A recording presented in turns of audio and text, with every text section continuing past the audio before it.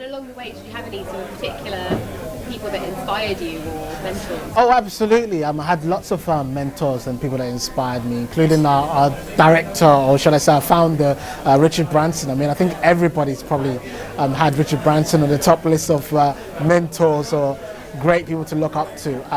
But yeah, no, I mean, he was one of my idols, still is.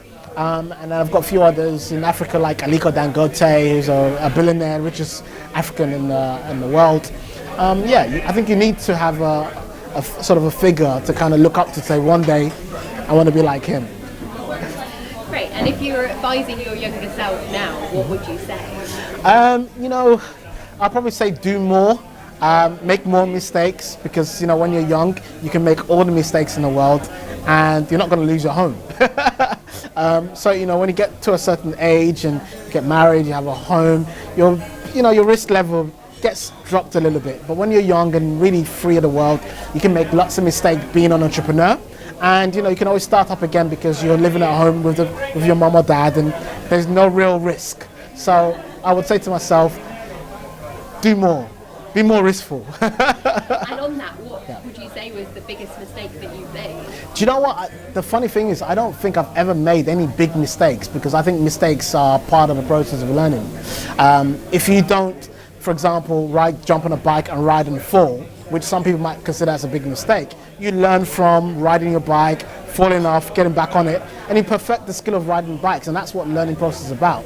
Whatever mistakes happens in your life, it's part of the learning process. So there isn't a big mistake, it's just a learning. Absolutely. And on the flip side of that, what would you say you were most proud of? I think probably thing I'm proud of is that I in the Guinness Book of Records for making the most expensive suit in the world. For somebody who's never ever picked up a needle in his life, I think that's an achievement to be able to say, I made the world's most expensive suit. And on the flip side of that, it's great because when you go to school, my kids take my little, world record to school and say that my dad made the world's most expensive suits on the Guinness Book of Records. So I guess that's quite cool. Fantastic. And then just finally, what do you think is the value of networking groups like E2E? I think the value is connection, learning from others. I always believe that if you get another entrepreneur who's got experience, got ideas, can guide you, there's no other benefit that you can get. It's almost like, if someone can tell you, here's what's going to happen in the future, would you listen? So part of being this network is you have lots of wealth of knowledge, entrepreneurs who've done it, and there's nothing better to get advice from them to guide your business and to be a success, and that's what you get.